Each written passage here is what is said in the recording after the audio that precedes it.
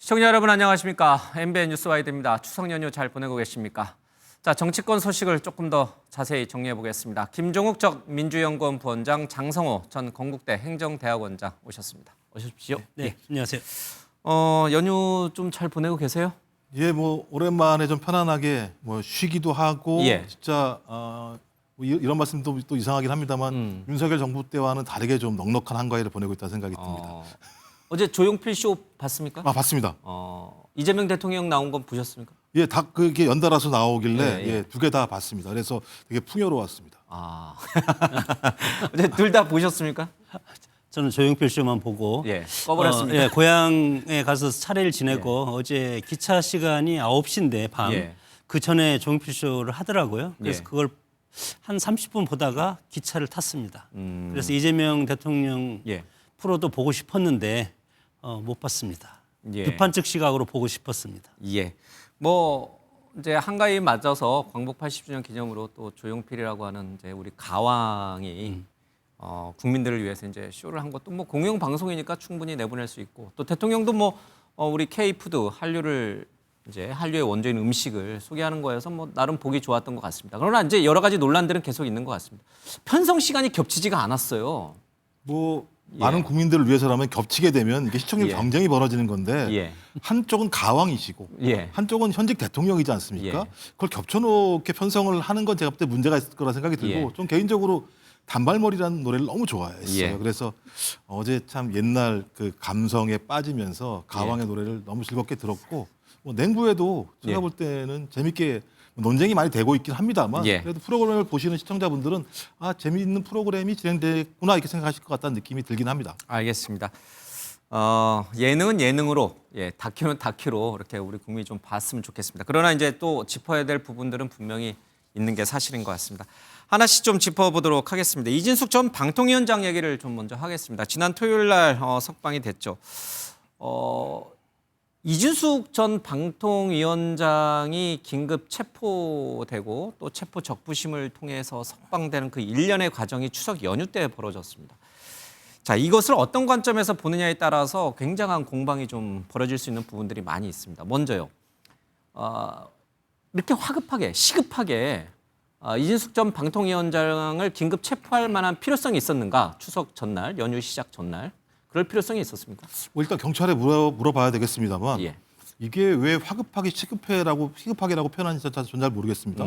어떤 일반인이 경찰이 조사에 응하라고 6번이나 얘기했는데 나오지 않는다. 예. 그것도 현직 방통위원장으로 있으면서 소위 이 수사 절차라고 하는 부분에 대해서 거부를 하고 있는데 그 거부하는 사람에 대해서 그래 당신은 방통위원장이니까 우리가 10개 체포영장 같은 경우를 청구하면 문제가 있어라고 안 하는 게 맞겠습니까? 아니면 하는 게 맞겠습니까? 예.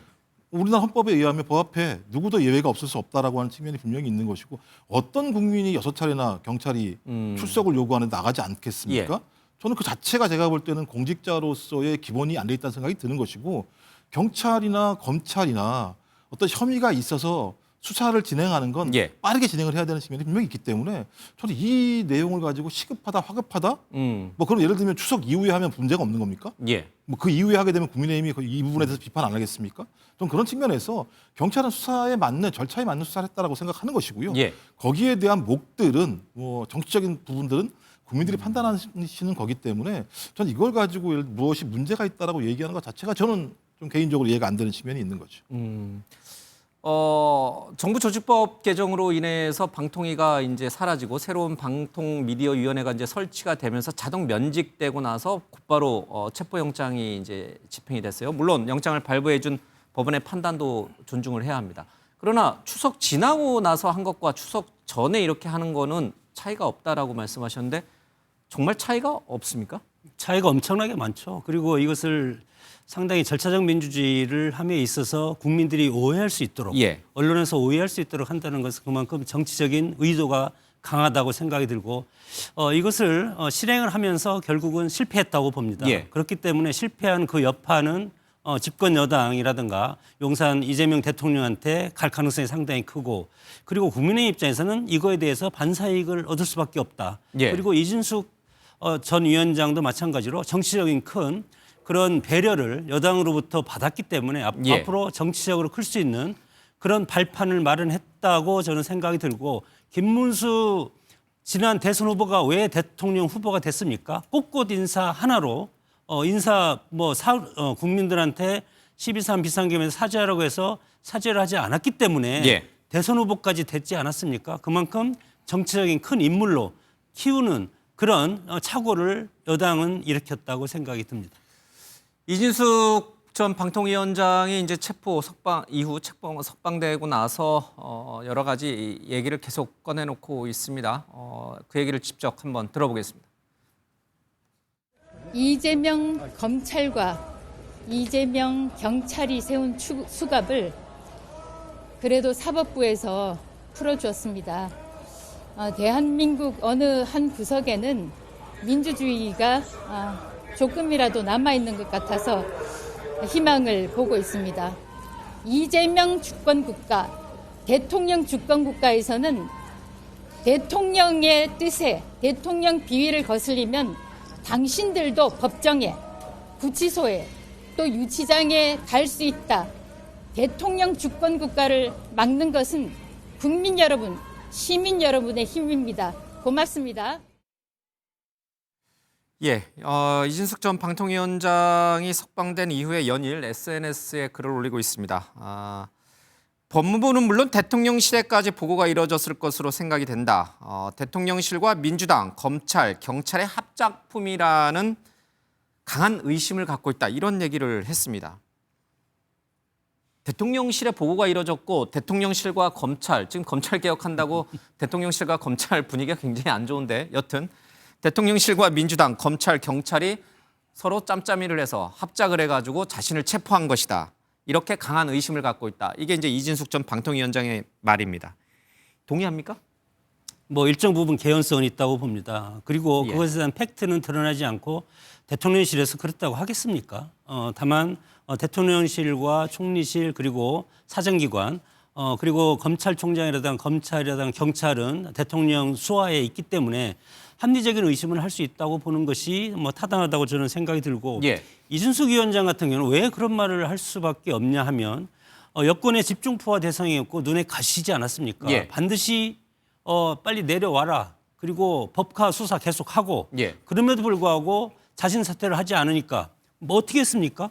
방통위법을 개정해서 방미통위법이라는 새로운 법을 만들어서 예. 하나 다른 게 별로 없습니다. 거기에는 정무직 공무원은 같이 오지 못한다. 그래서 이준숙 전 방통위원장을 싹 제거하는 예. 그런 입법을 했기 때문에 이준숙 전 방통위원장은 그런 의심을 할 수밖에 없지 않을까 생각이 듭니다. 이것은 국회 그리고 여권 예. 전체가 이준숙 방통위원장 축출에 나섰다고 이제 본인이 예. 판단했다고 볼 수밖에 없다고 봅니다. 근데 이건 개인적으로 좀 표현하기가 좀 그렇습니다. 이진숙 전 방통위원장이 정치적 무게가 어느 정도 되길래 대통령과 검찰, 경찰까지 다 합작을 해서 이진숙 죽이기에 나서야 됩니까? 이분이 이렇게 그 여건이 총 모든 사정기관하고 대통령까지 나서서 죽여야 될 정도로 아주 굉장하신 분입니까? 아니 지금 우리가 개괄적으로 보면은 예. 법을 바꿔서 기관장을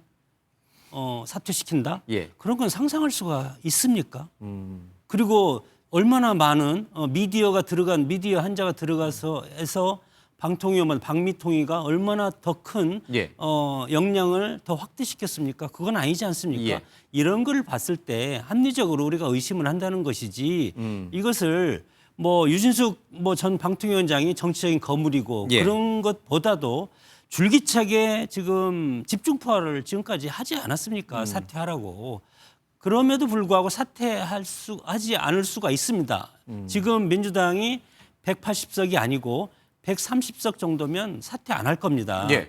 지난번에 전현희 권익위원장 사퇴 않고 끝까지 임무 완수를 하지 않았습니까? 그것은 국민의힘이 의석수가 적기 때문에 쫓겨낼 수도 법을 다시 만들 예. 수도 그런 것들이 없기 때문에 완주했다고 보고 이준숙 위원장은 지금 법을 만들어서 너 나가 하니까 나갈 수밖에 없는 그런 소수당의 서름 예. 보수당 국민의힘이 아주 소수단이기 때문에 이런 현상이 나타난다고 봅니다. 알겠습니다. 대통령실과 민주당, 검찰, 경찰의 합작품이라는 강한 의심을 갖고 있다.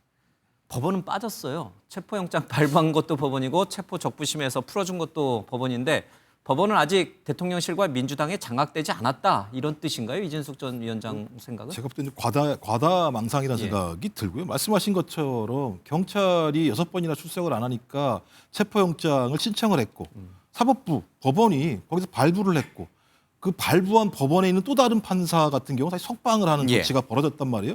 전 그렇다면 이진숙 전 방통위원장 입장에서는 사법부, 당신들 왜 판단을 그따위로 해? 라고 비판해야 되는 거 아닙니까? 최종적으로 예를 들면 신청을 하지만 거기서 결정 권한은 사법부가 가지고 있는데 거기다 감사하대요. 그러니까 제가 볼 때는 이진숙 전 방통위원장은 이 사태를 본인의 정치적인 것으로 계속 활용하는 거죠. 예. 상식적으로 지난 윤석열 정부에서 방통위가 한 게 뭡니까? YTN 민영화시키고 KBS 사장 바꿔서 예. KBS 소위 관치 체제하로 만들어내고 그 이후에 MBC, EBS 다 바꾸려고 하다가 다수 당이었던 그 당시 야당인 민주당에 의해서 그것이 막힌 과정이 있었고 거기에 최전선에서 이준석 전 방통위원장이 역할을 했던 거 아니겠습니까? 예. 그러니 당연히 민주당 입장에서야 대선 공약으로 방통위가 개편될 필요가 있을 것 같다. 대통령이 장악하는 위원회가 아니라 국민의 민주적 통제가 필요하다라고 얘기해서 과거 어느 정부도 하지 않았던 방식으로 소위 이 방송에 대해서 민주적 통제를 할 수 있는 확대 권한을 줬었고 예. 이 와중에 이진숙 위원장 같은 경우는 방송이나 유튜브에 나와서 뭐 보수의 여전사라고 하면서 싸움을 하겠다 이런 식의 얘기를 했습니다. 방통위원장 탄핵돼서 네네. 직무가 정지된 이후에 나간 거죠. 직무가 정지됐던 안 됐건 예. 상관없이 예. 본인이 공무원 신분임에도 불구하고 매우 정치적 중립 위반 사항들을 대놓고 진행을 한 부분들 자체는 방통위원장을 본인의 차기 정치를 위한 과정 수단으로 활용한 것 아닌가라는 의문도 들고 예. 상식적으로 어떤 공무원도 경찰이 6번이나 부르는데 안 나가는 경우가 없습니다. 예. 과거 이재명 야당 당대표 같은 경우도 검찰이 부르면 나가서 다 수사를 받았습니다. 전 그런 상황 자체가 본인이 어떤 미래의 어떤 정치적인 것을 위한 지금 행위를 하고 있다. 전 이게 뭐 내년 한 3, 4월 정도면 드러나지 않을까 생각이 들기 때문에. 그러니까 지금 이진숙 전 위원장에 대한 체포가 시도되고 수사가 진행되는 혐의는 이제 법인카드로 이제 빵을 사 먹은 거, 그렇죠? 좀 많이 산 거. 이제 그것과 그다음에 공직선거법. 이제 이 네. 탄핵 이후에 이제 일부 유튜브에 나가가지고 공직자로서의 중립 의무를 위반한 거 그 부분이잖아요. 예. 얼마든지 경찰 조사를 받을 수 있음에도 불구하고 버티다 이렇게 체포까지 이르게 된 것은 본인이 스스로 자기 체급을 키우기 위한 정치적 쇼를 벌인 거다. 이런 뜻인 건가요? 왜냐하면 그 법원에서 2번을 판단하지 않습니까? 예. 근데 석방할 때 이유가 뭡니까? 조사를 충분히 받았으니. 그럼 그 이전이라도 본인이 그 짧은 시간이잖아요. 따지고 보면 예. 8시간에서 10시간 정도만 조사를 받았으면 경찰이 체포영장을 발부했겠습니까? 그리고 제가 계속 말씀드립니다만 어떤 공인이 경찰이 6번이나 출석해달라고 요청하는데 거부하겠습니까? 예. 그 거부하는 데는 다 나름대로의 본인의 정치적 의도가 있을 거라고 저희는 해석할 수밖에 없다는 말씀을 드립니다. 알겠습니다. 자, 이진숙 전 방통위원장의 체포와 석방을 놓고 정치권에서도 시각이 엇갈리고 있습니다. 잠깐 들어보겠습니다. 이재명 정권이 한 사람을 추출하기 위해 탄핵, 조직 폐지, 체포까지 동원한 전례 없는 정치 보복이라 생각합니다. 그 시기에 한창 불타오르던 김현지 비서관 관련 사건을 덮으려고 하는 것이 아니냐 의심할 수밖에 없습니다. 사실 법원의 판단은 체포 과정은 적법했지만 그리고 체포 영장 발부 당시에는 체포 필요성이 인정될 수도 있지만 사후적으로 지금 체포 필요성이 많이 해소되었다는 입장으로 보이는데요. 이러한 법원의 결정을 지금 야권과 국민의힘 지도부가 아전인수식으로 해석하면서 왜곡하고 있다. 이준석 개혁신당 대표도 그렇고 장동혁 국민의힘 대표도 그렇고 김현지 실장을 보호하기 위해서 이진숙 전 위원장에 대한 체포를 한 것이다. 이렇게 얘기를 좀 하고 있습니다. 그러니까 이슈는 이슈로 덮겠다라는 얘기인데 이 동의하십니까? 김현지 실장을 이슈화되는 거, 추석 때 김현지 실장이 이슈화되는 것을 막기 위해서 이진숙 전 위원장의 체포를 이용한 것이다. 이슈로 덮은 것이다. 뭐 그것도 있고 결과적으로 보면 그렇게 해석할 수도 있는 것 아닙니까? 이슈 파이팅이라는 것이 있는데 예. 어떤 하나의 사건이 있으면 그 사건에 대한 반대적인 논리로서 논리적으로 서로 격돌해서 그것을 예. 이슈를 희석시키는 경우도 있고 아니면 아예 판을 바꾸는 겁니다. 그래서 지금 최근에 김현지 제1부속실장 문제로 상당히 세상이 지금 시끄럽지 않습니까? 예. 그래서 추석 연휴가 열흘 동안 장장 시간이 있으면 온통 열흘 동안 김현지 부속실장 일로 추석 밥상머리 민심을 다 장악할 우려가 있겠다. 그렇게 지금 개괄적으로 보면 그런 해석도 가능한데 모르겠습니다. 그것은 그런 의도가 있었는지 없었는지. 하여튼 이진숙 전 방통위원장이 헌법소원책이 다음 날 체포를 했습니다. 물론 선거법과 공무원법 위반 혐의로 체포를 하지 않았습니까? 그 체포 시점에 대해서는 경찰이 다르고 그리고 장동혁 대표가 하는 얘기가 다르고 또 다르지만 장동혁 대표는 이것은 경찰의 직권남용이다. 그렇게 얘기했고 정권의 충성을 위한 아첨 수사다. 아첨 수사라는 것은 그겁니다. 김현지 대통령 제1부속실장 문제가 터지기 때문에 이것을 추석 밥상머리 민심에서 이것을 교체하기 위한 예. 그런 고도의 정치적인 수단이다. 경찰이 그런 고도의 예. 정치적인 아니 하여튼 뭐 계산을 하고선 이 당대표 입장에서 국민의 입장에서 보면은 경찰과 뭐 용산 대통령실이라든가 예. 집권 여당이라든가 이런 거에서 종합적으로 해서 이런 결과가 나왔다고 지금 보는 겁니다. 장동혁 대표도 경찰 단독의 과잉 충성이 아니라 뭔가 대통령실과 민주당과 다 상의가 이뤄진 다음에 나온 것이다. 이렇게 지금 믿고 있는 건가요? 뭐 체포 이유를 지금 세 가지 설명했는데요. 하나는 이재명 정부 지지율이 하락하고 있다. 그러니까 그런 것들을 덮기 위해서. 예, 그렇죠. 두 번째는 김현지 대통령 제1부속실장 문제가 터졌다. 예. 그것을 덮기 위해서고 세 번째는 물가가 오르기 때문에 민심이 흉흉하다. 이런 것 때문에 이슈 전환이 필요하기 필요하다. 때문에 그렇게 지금 국민의힘 당대표인 장동혁 당대표는 예. 그런 의미로 얘기했고 여기에서 방통위에서 만약에 뭐 유튜브 출연한 거 있지 않습니까? 그거에 예. 대해서 이재명 대통령이 과거에 재판할 때 이것은 사실이 아닌 의견이기 때문에 처벌을 무죄를 선고하지 않았냐 그런 것까지 장동혁 대표는 얘기를 했습니다. 그러면 결과적으로 이슈를 이슈로 덮기 위한 김현지라든지 대통령 지지율 하락이라든지 물가가 오르는 민심이 흉흉해지는 상황을 이진숙 이슈로 덮기 위한 이 여권과 경찰 그리고 대통령실 뭐 검찰까지 성공했습니까? 결과적으로? 아니 저는 전 정부 얘기하고 싶지가 않은데 예. 윤석열 정부 때 이렇게 했다고 이재명 정부가 이렇게 할 거라고 생각하는 것 자체가 저는 문제가 있다고 생각을 하고요. 아니, 김현지라고 하는 인물에 대해서 정치 고관여층만 그 인물을 아는 거지 국민들이 김현지 예. 그 지금 부속실장 됐습니다만 총리 생활을 뭐 얼마나 알겠습니까? 그리고 김현지 지금 부속실장을 지키기 위해서 경찰과 정부 이게 다 들러붙어가지고 이걸 한다라고 하는 사고 방식 자체가 전 이해가 안 되는 거고요. 저도 만약에 그것이 사실로 드러난다면 저는 엄청나게 비판을 할 거예요. 아니 이건 예를 들면 경찰이 수사하는 거다 합법적으로. 예.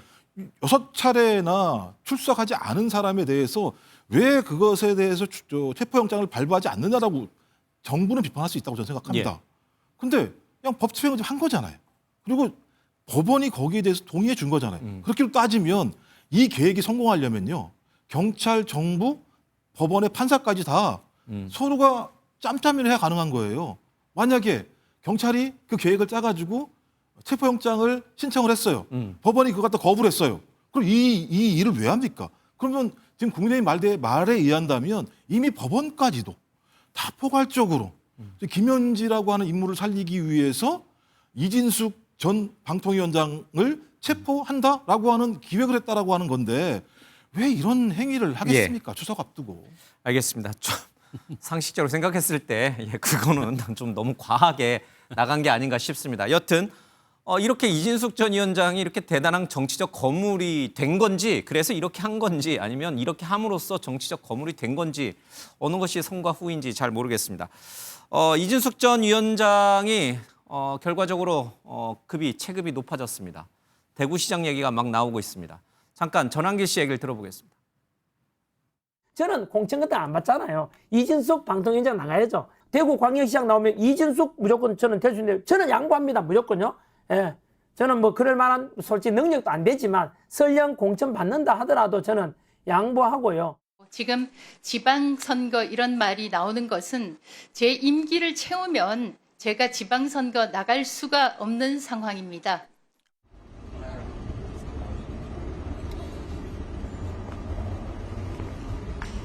그 소회를 좀 생각을 해봤어요.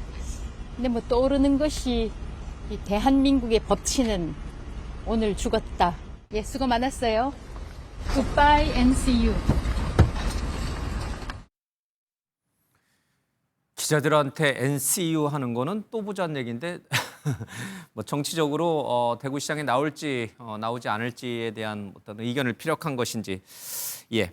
그러나 이렇게 민주당과 대통령실 또 경찰, 검찰까지 합작을 해서 자신을 죽일 정도로 정치적 체급이 커지신 분이 서울시장이라든지 아니면 뭐 이렇게 좀 격전지에 나오셔야지 왜 대구시장의 이름을 오르내립니까? 거기는 사실 국민의힘한테는 어떤 분이 나와도 되는 지역 아닙니까? 뭐 지팡이만 꽂으면 된다는 전환길 씨가 대구시장을 언급했기 때문에 저는 대구시장은 갈 수가 없다고 생각이 듭니다. 가면은 이준숙 전 방통위원장의 순수성이 훼손되고 의심받고 순수성이요? 네 그렇습니다. 이렇게 투쟁하는 것이 방통위 해산을 때문에 지금 투쟁하는 것 아니겠습니까? 그래서 헌법소원도 낸 것이 국회가 권한남용 부당 입법을 예. 했고 그리고 평등권과 행복추구권 공무담임권을 침해했고 그리고 이준숙 개인을 표적으로 하는 면직하는 처분적 법률이기 때문에 삼권 분립에 위반된다. 예. 이것에 대해서 지금 투쟁하는 것 아니겠습니까? 그런데 이것을 투쟁하다 말고 갑자기 대구시장을 나온다. 그것도 가서 공천만 받으면 되는 곳. 예.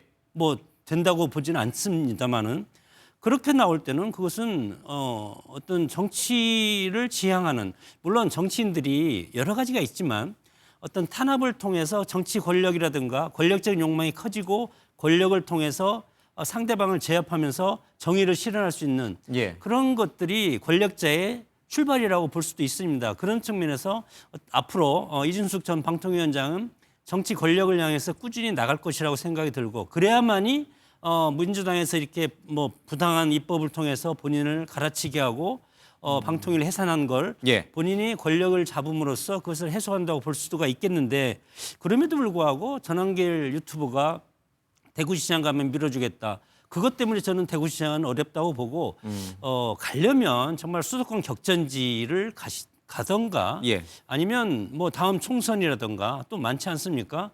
그런 것이 저는 상당히 좋을 것 같고 헌법소원을 제기했기 때문에 헌법소원을 결과를 보고 나서 그 다음에 예. 다음 스테이지로 넘어가는 것이 알겠습니다. 합리적이라고 봅니다. 장성호 평론가께서는 저기 이진숙 전 위원장이 정치를 했으면 좋겠습니까? 한국 정치를 위해서? 그것은 뭐 유권자가 판단할 것이고 저도 본인이 마찬가지로 판단할 문제지만. 정치라는 것은 어떤 목적과 권력 의지가 강해야 된다고 보기 때문에 지금 이 순간에서 보면은 이준숙 전 방통위원장은 권력 의지가 상당히 커졌다. 다만 이것을 공공의 영향으로 개인적인 어떤 탄압을 극복하는 차원에서 떠나서 네, 알겠습니다. 공공의 영향으로 확산될 때 그때 정치를 해야 된다고 봅니다. 알겠습니다. 그러려면 내년 지방선거에 나오려면은 지금 받고 있는 경찰 수사, 그렇죠? 그런 부분에서 일단 좀 무죄 쪽으로 가야 되잖아요. 1급 1심이 나와버리면은 지방선거 전에 뭐 나가고 싶어도 못 나가시는 그래도 거잖아요. 나올 것 같은데 우리나라 그래도? 무죄 추정의 원칙이 있기 때문에 옥중에서도 최종심 나오기 뭐 옥중에서 다 전까지니까. 있는 거니까 뭐 상관은 없고 또 본인이 지금 뭐 공인도 아닌 상황에서 예. 자연인이기 때문에 본인이 출마할 자유는 있을지 모르겠습니다만 알겠습니다. 저는 장성호 원장님 말씀처럼 국민의힘이 했으면 좋겠습니다. 예를 들면 지금 이진숙이라고 하는 인물을 공천을 주게 하고 중요한 선거의 쟁점의 인물로 등장하게 되면 예. 이 극우화되고 있구나. 국민의힘이 이런 예. 이미지를 주기 때문에 전국 선거에 매우 부정적인 영향을 줄 수밖에 없다는 생각이 들어요. 대구 경북에서 어떤 판단을 하실지 모르겠습니다만 국민의힘이 수도권에서 의미 있는 경쟁력을 가지려면 정당의 극우적 이미지를 탈색을 해야 되는 상황인데 예. 만약에 이진숙 전 방통위원장이 대구시장 같은 데 나온다고 얘기하면 당연히 전환길이라는 인물 같은 것이 연상될 것이고 그러면 국민의힘 계속 극우화되는 거 아니야? 극단적으로 가는 거 아니야? 그랬을 때 국민의힘이 선거에서 유의미한 득표를 할 수 있겠습니까? 그러면서 펴달라고 하면 말이 되겠습니까? 그분들 여전히 내란에 대해서 내란 우두머리에 대해서 옹호하시는 예. 입장들을 가지고 계시잖아요. 제가 볼 때는 상식적인 국민의힘이라고 한다면 장성호 원장님 같은 판단을 하시지 않을까 저렇게 생각을 합니다. 알겠습니다. 자, 이진숙을 내세워서 덮으려고 했던 김현지 비서관 얘기. 지금 이제 제일 부속실장이 됐으니까요. 김현지 실장에 대한 얘기를 좀 이어가겠습니다. 강훈식 비서실장이 한 방송에 나와서 이런 얘기를 했습니다. 듣고 가겠습니다. 왜 지금 하냐 이제 이런 이야기 하는데 사실 제가 한 달 전에 인사수석을 임명하겠다고 발표하는 시점에서 제가 백브리핑에서 그런 말을 합니다. 자연스러운 개편과 인사 이동은 있을 거다 이렇게 제가 이야기를 합니다. 근데 그때 사실은 저희는 이미 준비하고 있었습니다. 제가 좀 정정을 해야 될 것 같습니다. 한 방송에 나온 게 아니라 한 유튜브에 유튜브에 나와서 정치적 성향이 아주 강한 그쪽 맞죠? 매불쇼. 잘 모르겠습니다. 왜 비서실장은 그 김어준 쇼라든지 매불쇼 이런 데만 나갑니까? 그러니까 저도 개인적으로 좀 강훈식 비서실장께서 여러 방송에 좀 얼굴을 비춰서 그러니까 좌우 넘나들면서 뭐 네, TV조선에도 좀 나오고 MBN에도 좀 나오고 JTBC는 한번 나갔고 아마 이제 초반에는 예. 진보 쪽 나오시다가 뭐 이제 MB에 나오고 예. 그다음에 보수도 나가시고 이렇게 하시지 않을까? 전 그게 맞다고 생각해요. 예. 왜냐하면 이재명 대통령께서도 소위 당의 당대표가 아닌 대통령은 예. 진보와 보수를 넘나들어서 국민 모두를 책임지는 어떤 위치에 있기 때문에 소위 당에 있을 때와는 다른 측면이 분명히 있다. 좀 그렇다면 그런 어떤 정치적인 견해에 맞게 비서실장 같은 경우도 말씀하신 것처럼 예. 당연히 MBN에 나오셔야죠. 뭐 MBN에 나오는 게 아니라 너무 이제 뭐 모르겠습니다. 제가 뭐 다른 방송이나 다른 유튜브를 정치적 색깔을 논할 위치에는 있지는 않지만 너무 이렇게 이제 한쪽으로만 계속 선호해서 나오시니까 강훈식 실장이 내년 지방선거에 정말 서울시장이라든지 충남지사에 나갈 생각이 강하셔서 그쪽 지지 성향이 강한 뭐 방송이나 유튜브에만 나오시는 건가? 뭐 그렇게 따지면 오히려 예. 나중에 나오려고 하지 않을까요? 예. 왜냐하면 지방선거 내년 6월이기 때문에. 알겠습니다. 이건 뭐 본질이 아니었습니다. 본질은 김현지 씨였으니까 김현지 제일 부속실장이었으니까 김현지 실장 얘기로 돌아가겠습니다. 이미 그 총무비서관 할 때 김현지 당시 총무비서관이 이제 이재명 정부 인수위를 거치지 않았으니까 이제 사람을 뽑아 쓰고 뭐 인사를 내고 이런 것들이 굉장히 어렵죠. 그 어려운 가운데 대통령이 믿을 만한 사람이 이제 김현지 비서관이었기 때문에 좀 총무비서관이라고 하는 중요한 자리에다 놓고 인사를 많이 이제 권한을 준 것 같다 이런 얘기들이 좀 있었습니다. 그런데 정말 이제 인사수석이 생기면 그 자리는 어쨌든 인사수석에 넘어가는 것이고 본인은 이제 본인의 역할로 돌아간다. 이게 이제 강훈식 실장의 얘기예요. 이걸 이제 국민에게 믿으라는 거거든요. 이번에 이제 이진숙으로 덮을 만큼 이분이 이렇게 정치 거물이 될 줄은 강훈식 실장도 전혀 생각을 안 했다, 못했다 이런 얘기거든요. 이게 믿어야 됩니까, 우리 국민은? 그러니까 일단 상황 자체는 설명은 되는 것 같습니다. 그러니까 말씀하신 것처럼 탄핵과 파면 때문에 갑작스럽게 대선이 치러졌고 예. 인수위가 없는 과정에서 기억나십니까? 들어가 봤더니 텅 비어 있었다라는 과정처럼 대통령실 자체가 운영하기 되게 어려운 상황이었었고 그래서 소수의 인물들이 그 역할을 할 수밖에 없었고 예. 그러다 보니 대통령실의 직제나 역할 문제와 관련해서 확정되지 않은 측면이 있었다. 그래서 강훈식 비서실장 입장에서는 일정한 시점이 지나게 되면 직제 개편을 할 수밖에 없기 때문에 거기에 따른 조치로서 인사수석실이 신설되고 거기에 인물이 임명이 되고 난 다음에 역할 병역이 있었던 거다. 전 이 말은 전 사실이라고 생각이 들어요.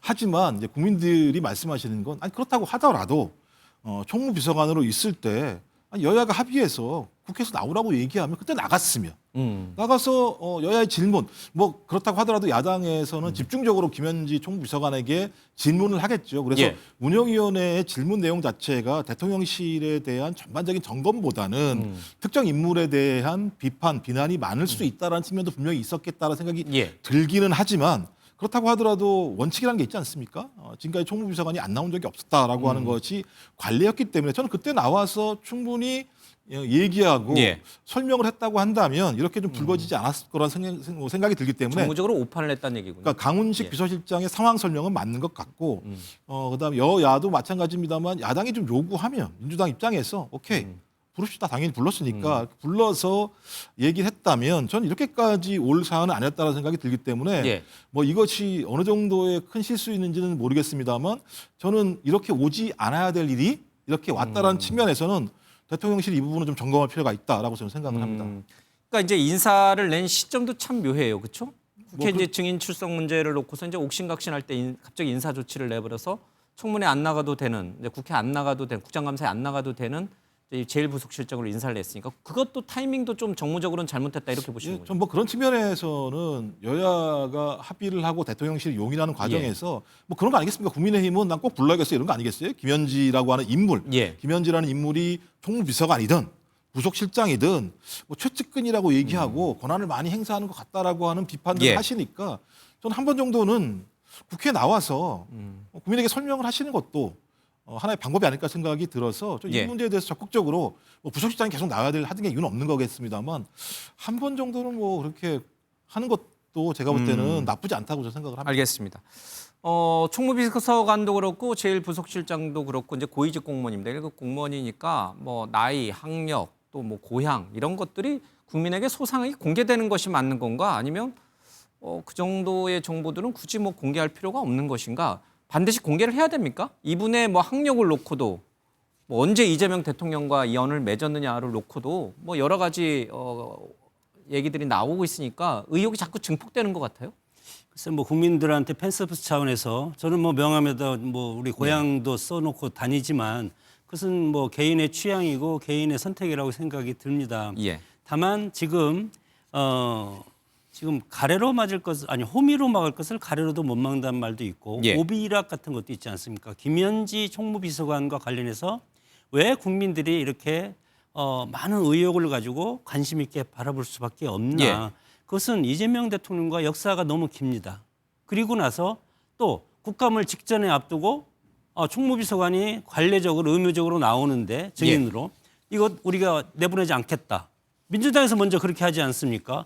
통상적으로 10월 마지막 주인가요? 뭐 용산 대통령실 국정감사를 하는데 그 언저리에 이 문제가 증인 문제가 그때 거론해도 될 것 같은데 왜 이렇게 호들갑을 떨고 빨리 했을까? 예. 모든 것이 좀 의문투성입니다. 그렇기 때문에 앞으로 김현지 이제 제1부속실장 같은 경우는 국민의힘이라든가 야권 그리고 예. 언론 그리고 뭐 유튜브 이런 데서 집중적인 어떤 관심적인 포커스를 받을 가능성이 상당히 크기 때문에 검증이라고 할까요? 아니면 뭐 태어난 곳 그리고 대학교 예. 어디냐 뭐 그로부터 해서 이재명 성남시장 때 시민단체 활동 그런 것부터 해서 앞으로 줄기차게 많은 부분이 뭐 쏟아져 나올 수밖에 없기 때문에 예. 이거에 대해서 어떻게 털고 갈 것인가 털 수 있는 방법이 저는 쉽지 않다고 생각이 듭니다. 뭐 여야가 합의하면은 얼마든지 국회 국정감사에 나가겠다라고 얘기를 하고 있으니까 조금 더 시간을 갖고 보겠습니다.